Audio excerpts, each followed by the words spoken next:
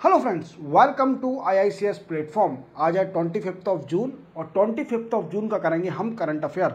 चलिए lecture start करते हैं। लेक्चर स्टार्ट करने से पहले मैं आपको बताना चाहूँगा कि आप चैनल को सब्सक्राइब और बेल आइकन जरूर दबाएं और वीडियो को लास्ट तक देखें। क्लियर? चलते हैं। फर्स्ट न्यूज़ है स्टॉक लिमिट ऑन व्हीट। देखो स्टॉक लिमिट क्या है। देखो सबसे पहले बात अपन समझेंगे स्टॉक लिमिट।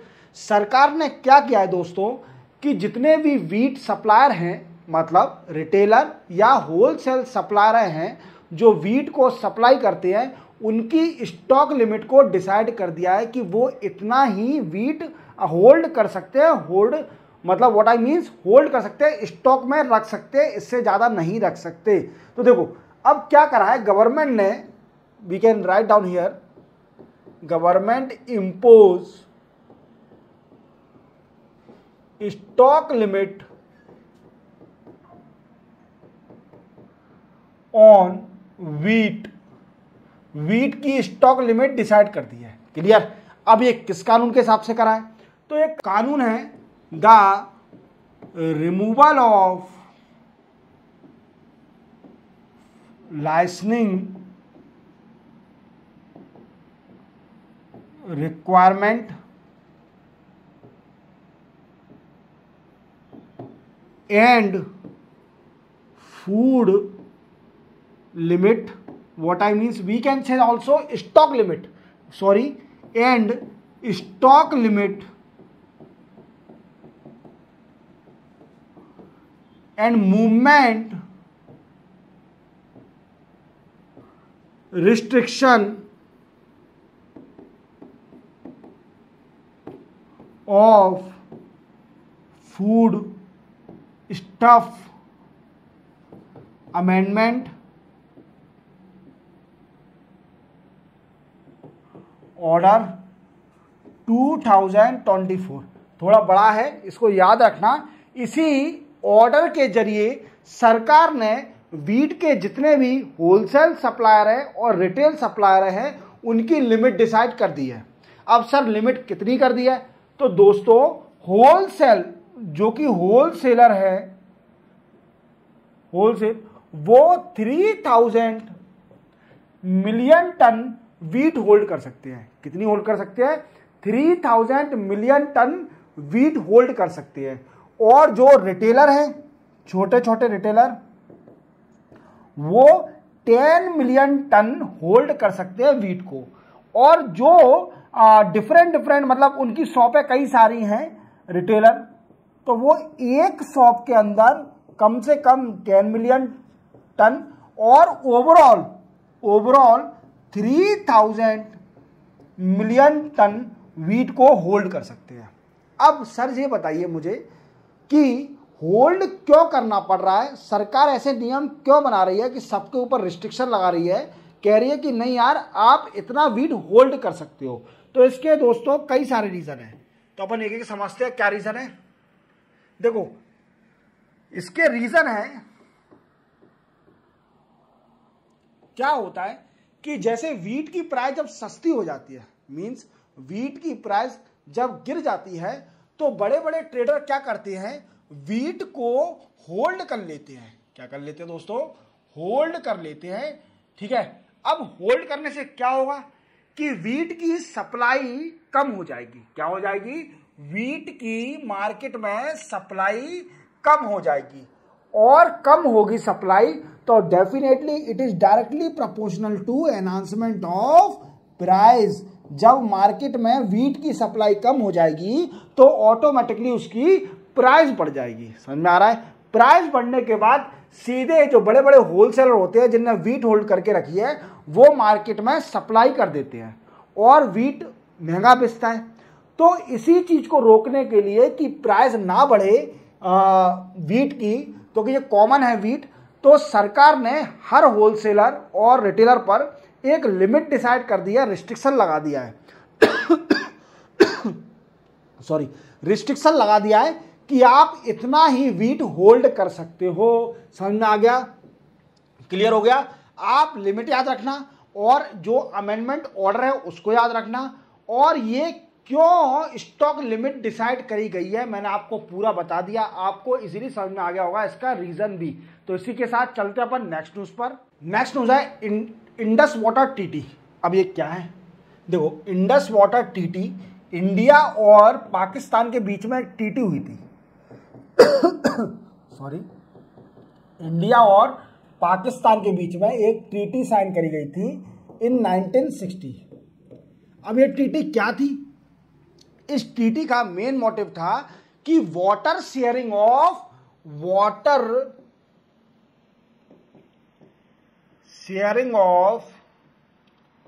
Indus river. क्या है, water sharing of Indus river. समझ में आ गया। अब क्या हुआ है कि कुछ पाकिस्तानी इंडिया के ऊपर ब्लेम लगा रहे हैं। क्या ब्लेम लगा रहे हैं कि इंडिया इंडस वाटर टीटी को वॉयलेट कर रही है by developing hydro electricity power plant,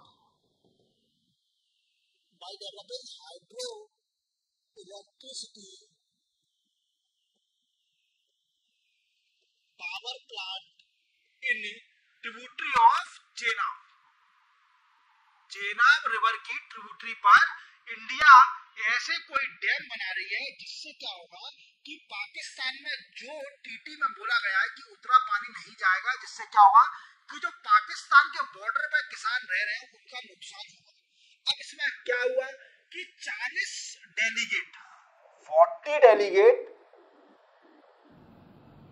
delegate visit किया उन्होंने इंडिया में, visit from India and Pakistan, दोनों कंट्री से 40 डेलीगेट गए चेक करने के लिए इंडिया की डील को वॉयलेट तो नहीं कर रही है।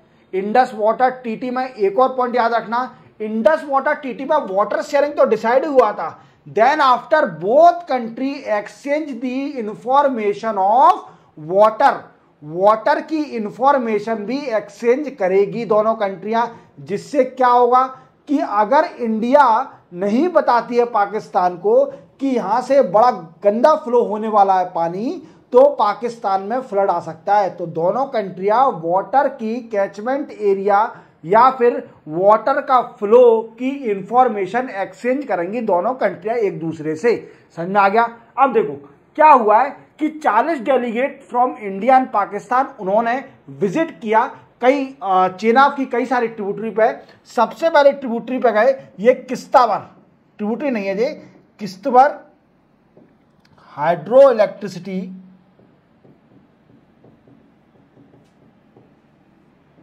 Power plant. समझ में आ गया। देन आफ्टर ये गए कहां पर कि जो ऑफिस है मेन हेडक्वार्टर ऑफ,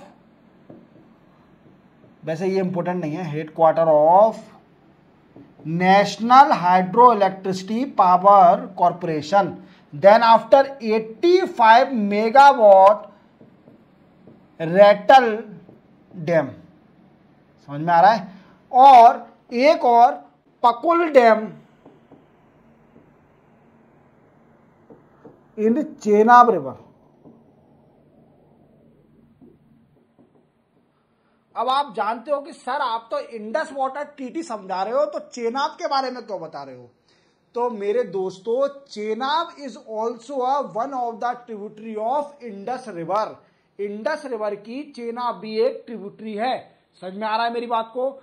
तो क्या है कि इंडस वाटर टीटी इंडिया और पाकिस्तान ने 1960 में साइन करी थी, जिसमें बोला गया था कि जो इंडस वाटर है उसकी शेयरिंग होगी बिटवीन बोथ कंट्री। ठीक है। Then after both country exchange the information of water and other area related to Indus. पर कुछ पाकिस्तानी डेलीगेट्स ने बोला कि इंडिया इसको वॉयलेट कर रही है इस टीटी को, या फिर चेनाब रिवर पर कई सारे हाइड्रो इलेक्ट्रिसिटी पावर प्लांट बना रही है, जिससे कि पाकिस्तान में जो वाटर फ्लो हो रहा है उसकी फ्लो की स्ट्रेंथ कम हो जाएगी, और जिससे इफेक्ट पड़ेगा पाकिस्तान के बॉर्डर पर जो किसान रह रहे हैं या जो भी रह रहे हैं उनको इफेक्ट पड़ेगा। वो इरिगेशन फैसिलिटी नहीं प्रोवाइड कर पाएंगे अपनी खेती बाड़ी को। समझ में आ रहा है। Then after 40 delegate 40 delegates from India और पाकिस्तान, उन्होंने कई साइट पर इंडिया की विजिट किया।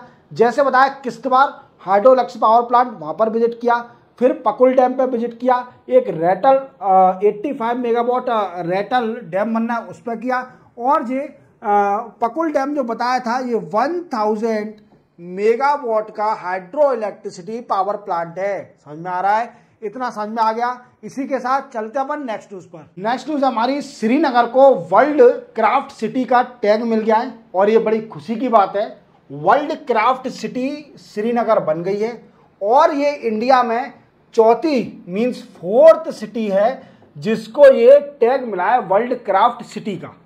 पर सर आपने तो बता दिया 4 है, 4th सिटी। अब 3 सिटी कौन सी हैं तो मैं आपको बता देता हूं। 3 सिटी हैं जयपुर, जयपुर के बाद मैसूर और ममलापुरम तमिलनाडु में है।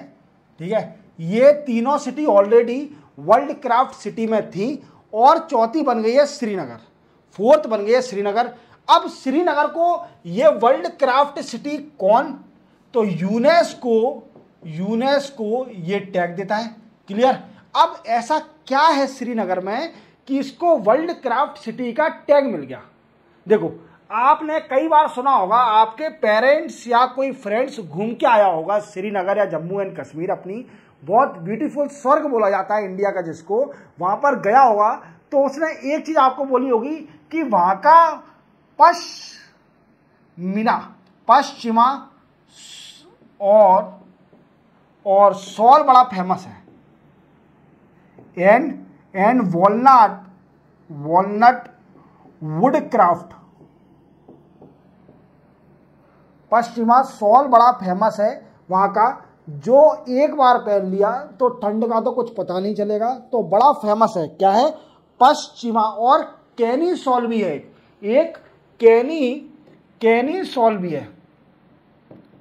तो क्या है कि वी कैन से दैट्स अब जैसे हमारे इंडिया में जीआई टैग मिलता है, ज्योग्राफिकल इंडिकेशन, उसमें क्या होता है दोस्तों कि अगर इंडिया में कोई भी चीज मीन्स वहां पर ओरिजिन हुआ है उसका, वहां पर डेवलप हुई है, तो उसको एक जीआई टैग दे दिया जाता है, समझ में, 10 साल के लिए। देन आफ्टर जीआई टैग मिलने के बाद वो उसी जगह से जानी जाती है उस चीज को। जैसे पश्मीना शॉल जो है, पश्मीना शॉल और कैनी शॉल, ये श्रीनगर से जानी जाती है। देखो ये कितना अच्छा क्राफ्ट का काम कर रहे हैं, कितना जबरदस्त क्राफ्ट का काम कर रहे हैं, मतलब घर की शोभा बढ़ाने के कितने अच्छे अच्छे प्रोडक्ट बनाते हैं, इसलिए इनको वर्ल्ड क्राफ्ट सिटी का टैग मिला है श्रीनगर को। और ये इंडिया की 4th सिटी है आफ्टर जयपुर, मल्लापुरम एंड मैसूर के बाद ये 4th सिटी है। इसी के साथ चलते हैं अपन नेक्स्ट न्यूज पर। नेक्स्ट न्यूज हमारी लेबर यूनियन। देखो जान लो ये प्रोटेस्ट कर रहे हैं किस लिए? फॉर लेबर के लिए प्रोटेस्ट कर रहे हैं। अब लेबर यूनियन ने क्या किया है, मैंने आपको कुछ टाइम पहले एक लेक्चर में बताया था कि इंडिया में प्री बजट की मीटिंग चल रही है। क्या चल रहा है दोस्तों? प्री बजट की मीटिंग चल रही है विथ फाइनेंस मिनिस्टर के साथ, प्री बजट की मीटिंग चल रही है। अब इस मीटिंग में एक लेबर यूनियन भी आई। लेबर यूनियन आई तो उन्होंने कई सारी इसमें डिमांड रखी। क्या डिमांड रखी? इन्होंने बोला कि वर्कर का टैग दिया जाए या फिर we can say that's a security, social security दी जाए किसको? To ASHA worker. आशा कौन होते हैं? Accredited social health activist and anganwadi worker.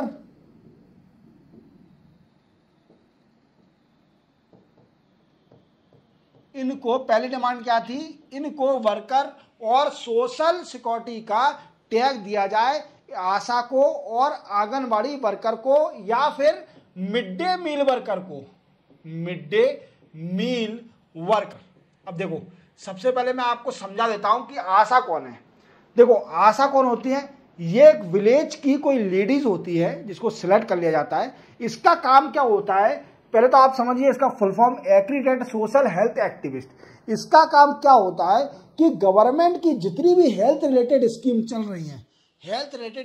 रही है, उसको लोगों को अवेयर कराना, गांव में या कुछ गांव लोगों एरिया में, या फिर वी कैन से तहसील एरिया में कुछ लोगों को, मतलब कुछ क्या सभी लोगों को अवेयर कराना रिलेटेड टू गवर्नमेंट स्कीम से रिलेट, मतलब अवेयर कराना लोगों को, इसका ये काम है।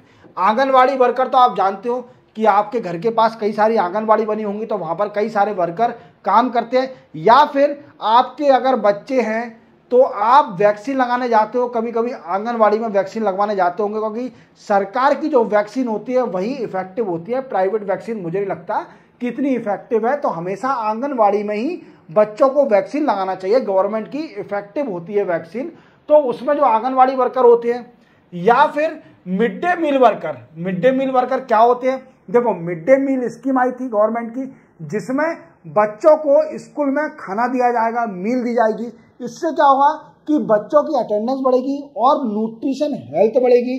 तो इसका कई सारे बेनिफिट थे। तो जो लोग खाना बनाते हैं बच्चों के लिए, मिड डे मील वर्कर, उनकी भी सोशल सिक्योरिटी पर ध्यान दिया जाए। दूसरा, पहला पॉइंट ये बोला इनने, दूसरा पॉइंट क्या बोला कि decide social security for gig worker. Sir ये गिग वर्कर क्या होता है, मैं कितनी बार बताऊं? जो मेरे कंटिन्यूसली लेक्चर देख रहा है वो गिग वर्कर जानता होगा अच्छी तरह से। गिग वर्कर वो वर्कर होते हैं, जैसे आप अपने घर में जोमेटो से खाना मंगाते हैं, स्विगी से खाना मंगाते हैं, ओला कैब कुछ भी ओला करते हैं या उबर करते हैं, और भी कई सारे हैं, फ्लिपकार्ट पर जो आपको डिलीवरी बॉय आता है, वो क्या कहलाते हैं? गिग वर्कर कहलाते हैं। और आप जानते हो उनकी सबसे गंदी हालत होती है, क्योंकि वो दिन में ऐसी गर्मी में भी उन्होंने सामान डिलीवर किया है आपको, समझ रहा मेरी बात को? तो उनको भी सोशल सिक्योरिटी दे, इनने बोला है, किन्ने? लेबर यूनियन ने डिमांड रखी है प्री बजट डिस्कशन में। क्लियर? अब देखो और क्या बोला है इन्होंने बोला है कि एमजी नरेगा, जो नरेगा स्कीम चल रही है, उसका मेन मोटिव क्या है कि 100 days guarantee employment, 100 days guarantee employment. इन्होंने बोला कि जो 100 डे कंडीशन है इसको 200 डेज कर दीजिए, मतलब 200 डेज की गारंटी आप वी कैन से एम्प्लॉयमेंट दीजिए। जो भी है नरेगा के अंदर जो भी वर्क होता है उसमें 200 कर दीजिए, गारंटी कर दीजिए 200, जो 100 डेज का आप दे रहे हो उसको गारंटी 200 कर दीजिए। क्लियर हो गया? अब नेक्स्ट और लास्ट पॉइंट इन्होंने डिमांड रखी, क्या रखा इन्होंने बोला कि फंड दिया जाए फंड टू वेलफेयर बोर्ड को फंड दिया जाए। अब वेलफेयर कोड कौन से? Like bidi worker welfare board, या बिड़ी वर्कर वेलफेयर बोर्ड, या फिर कॉन्ट्रैक्ट वर्कर वेलफेयर बोर्ड। और यह फंड आएगा कहां से दोस्तों? तो इन्होंने एक सलाह भी दी सरकार को कि आप क्या करिए, सेस लगाइए on tax from GST tax में सेस लगाइए इसी नाम से। तो उससे क्या होगा कि ये फंड मिलेगा। अब सेस होता क्या है? देखो, सेस शॉर्ट में बताता हूं, सेस और दो टर्मिनोलॉजी होती है। सरचार्ज, जब टैक्स के ऊपर किसी कारणवश टैक्स के ऊपर कुछ स्पेशल वर्क के लिए कुछ थोड़ा % टैक्स लगा दिया जाता है, जैसे कार्बन टैक्स है, तो that is called a cess. तो कुछ टैक्स के ऊपर कुछ थोड़ा बहुत टैक्स लगा दे किसी काम के लिए, that is called a cess और सरचार्ज। समझ में आ रहा है? तो इन्होंने बोला सेस कलेक्ट करा है जीएसटी टैक्सों से, और ये फंड दिया जाए इन वेलफेयर बोर्डों को, जिससे कि उनकी जो वर्कर हैं, जो लेबर वर्कर हैं, उनकी कंडीशन सुधर सके। और एक और पॉइंट याद रखना, एक और पॉइंट बोला गया, जो हमारे घर में वर्कर काम करते हैं उनकी भी कंडीशन सुधारी जाए, सोशल सिक्योरिटी उनको भी दी जाए। मतलब घर में जो काम करते हैं, होम वर्कर होते हैं, जो भी हमारे घर में काम करने वाली बाइयाँ आती हैं या फिर कोई पर्सन हमारे यहाँ काम कर रहा है, तो उनकी भी सोशल सिक्योरिटी का ध्यान रखे। तो ये डिमांड करी है लेबर यूनियन ने। आपको ये पॉइंट याद रखने हैं, आप मेंशन कर सकते हो मेंस के अंदर, और इसको ये पॉइंट मतलब बहुत रिलीवेंट है मेरे अकॉर्डिंग। पर मुझे लगता है कि शायद माने या ना माने वो अलग बात है बजट में, पर उनका मेरा काम था, मोटिव था कि बताना ट्रेड यूनियन ने क्या क्या बोला है। इसी के साथ चलते हैं अपन नेक्स्ट न्यूज पर। नेक्स्ट न्यूज है केरला रेजोल्यूशन। अब ये केरला रेजोल्यूशन क्या है? देखो केरला क्या है, केरला चाहती है कि हमारी केरला जो उनकी स्टेट है केरला, उसका नाम चेंज कर दिया जाए और केरला से नाम कर दिया जाए केरालम। क्या नाम कर दिया जाए? केरालम। केरालम मतलब मलयालम, जो मलयालम लैंग्वेज है वो उसी नाम पे इसका नाम रखा जाए केरालम। केरालम मलयालम लैंग्वेज है, ठीक है, जानते हो आप वर्ड। अब इसके लिए केरला सरकार ने, केरला गवर्नमेंट ने एक रिजोल्यूशन पास करा है। क्या पास करा है दोस्तों? एक रिजोल्यूशन पास करा है to change the name of Kerala state to Keralam. Keralam state नाम रखने के लिए, मतलब केरला का नाम चेंज करने के लिए एक रिजोल्यूशन पास करा है। We can say that's Kerala government ने, केरला की जो भी लेजिस्लेटिव असेंबली है उन्होंने रिजोल्यूशन पास कर दिया कि इसका नाम चेंज करें। पर नाम चेंज इनके रिजोल्यूशन से कुछ होगा नहीं। क्यों नहीं होगा? क्योंकि changing the name authority in the hand of central government. मतलब सेंट्रल गवर्नमेंट मालिक है कि किसी भी स्टेट का नाम चेंज करने, बाउंड्री चेंज करने, उसके लिए सेंट्रल गवर्नमेंट रिस्पॉन्सिबल है। तो इनको रिजोल्यूशन पास तो कर दिया इनने, पर इनको सेंट्रल गवर्नमेंट से परमिशन लेनी पड़ेगी। Central government provide the permission या फिर वी कैन से बिल निकालेगी central government under article number third of constitution. देखो जब भी किसी स्टेट की बाउंड्री चेंज करनी है होती है या फिर नाम चेंज करना होता है तो वो आता है अंडर आर्टिकल नंबर 3 के अंदर। किसके अंदर? Under article number 3 of constitution, याद रखना, ठीक है। तो क्या है कि पहले इनको सेंट्रल गवर्नमेंट को इस रिजोल्यूशन को भेजना पड़ेगा। देन आफ्टर सेंटर अगर इस रिजोल्यूशन को पास कर देती है by passing a new bill in the parliament under article number 3 of the constitution, then Kerala state का नाम चेंज हो जाएगा, केरला का नाम हो जाएगा केरलम।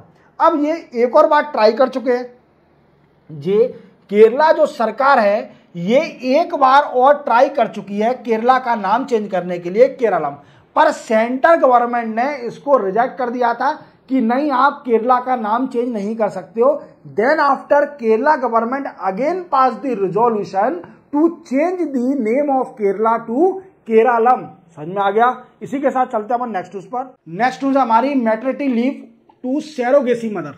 अब देखो दोस्तों, सरोगेसी मदर क्या होती है? सबसे पहले सरोगेसी समझिए।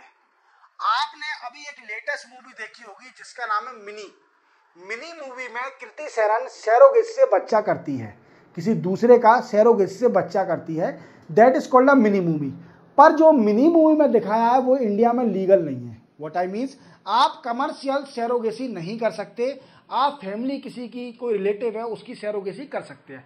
अब इंडिया में क्या था पहले कि जो महिला गवर्नमेंट सर्वेंट थी तो उनको मैटरनिटी लीव दिया जाता था। मीन्स व्हाट आई मीन्स, अगर कोई महिला गवर्नमेंट सर्वेंट है और वो प्रेग्नेंट है तो उसको मैटरनिटी लीव दिया जाता था। कितना मैटरनिटी लीव? 180 डेज का मैटरनिटी लीव दिया जाता था, ठीक है। अब क्या है कि इसमें जो सरकार का प्लान था कि मैटरनिटी लीव देना है, इसमें सरोगेसी कवर नहीं था। क्या नहीं था? सरोगेसी कवर नहीं था।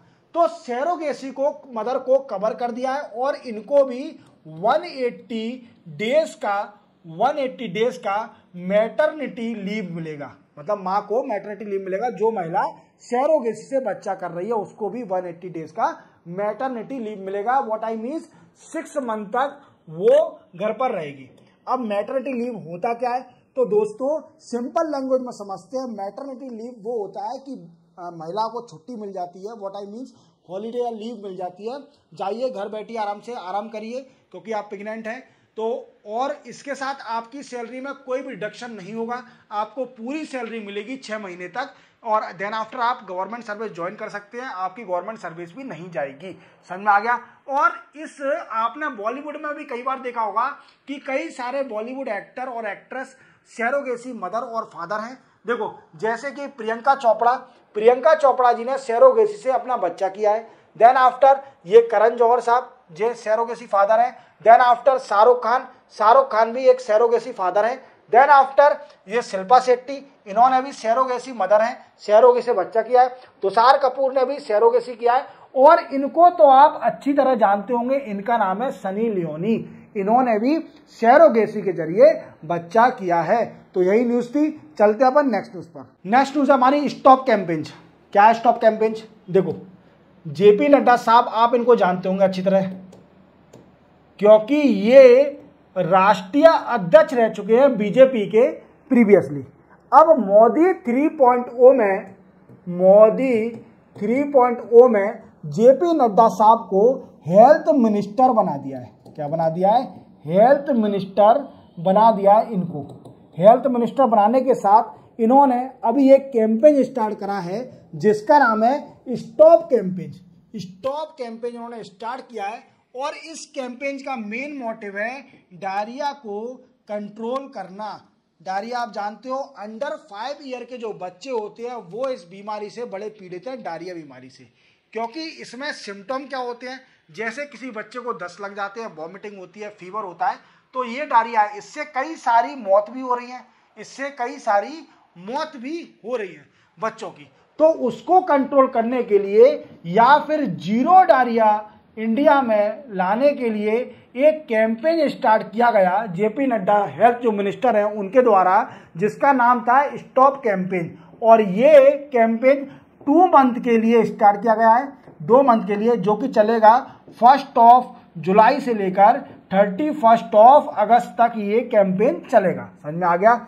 अब इसमें कौन कौन से ऐसे पॉइंट है जो इस कैंपेन को इतना मतलब स्ट्रॉन्ग बनाते हैं? तो सबसे पहला पॉइंट है बच्चों को एक्सेस टू क्लीन वाटर। दूसरा पॉइंट है स्ट्रेंथन हेल्थ इंफ्रास्ट्रक्चर को मजबूत करना। समझ रहे हो आप मेरी बात? तीसरा पॉइंट है क्या है कि न्यूट्रिशन प्रोवाइड कराना, बच्चों को न्यूट्रिशन। और लास्ट है हाइजीन एनवायरमेंट क्रिएट करना। That is called next point of campaign of the stop campaign. अब देखो अपन एक एक समझते हैं कि बच्चे, अगर आप जानते हो कि क्लीन वाटर मतलब साफ पानी की रिक्वायरमेंट इंडिया में कितनी है, आप जानते हो कि अधिकतर जो बीमारी होती हैं वो पानी से होती है कि नहीं होती। और अगर आप साफ पानी नहीं पीते हैं तो आपको कई सारी बीमारी होगी। तो आपसे रिक्वेस्ट है कि साफ पानी पिए। दूसरा बात है कि इंफ्रास्ट्रक्चर, हेल्थ का जो इंफ्रास्ट्रक्चर, हॉस्पिटल है या फिर बेड की फैसिलिटी है, ऑक्सीजन की फैसिलिटी, मतलब what I means all facility that provided in hospital, उसको मजबूत करना, हॉस्टल बनाना बच्चों के लिए। ठीक है। तीसरा पॉइंट कहता है कि न्यूट्रिशन। आप जानते हो कि इंडिया में कई सारे बच्चे हैं जो कुपोषण का शिकार है। किसका शिकार है? कुपोषण, जो कि माल न्यूट्रिशन जिसको अपन बोलते हैं, उसका शिकार है। तो उनसे न्यूट्रिशन प्रोवाइड करना जिससे कि उनको माल न्यूट्रिशन की दिक्कत ना हो। और लास्ट पॉइंट है हाइजीन, मतलब साफ एनवायरनमेंट में रहना, गंदगी में नहीं रहना। ये भी एक बहुत बड़ा कारण है बीमारी का। इसी के साथ 25 जून के करंट अफेयर यहीं कंप्लीट होते हैं। मिलते हैं हम कल 26 जून के नए करंट अफेयर के साथ। और चैनल को सब्सक्राइब और बेल आइकन प्रेस करना ना भूलें, और वीडियो हमेशा लास्ट तक देखें क्योंकि इससे आपकी नॉलेज ही एक्सपांड होगी। तो मिलते हैं हम कल 26 जून के नए करंट अफेयर के साथ। तब तक के लिए जय हिंद।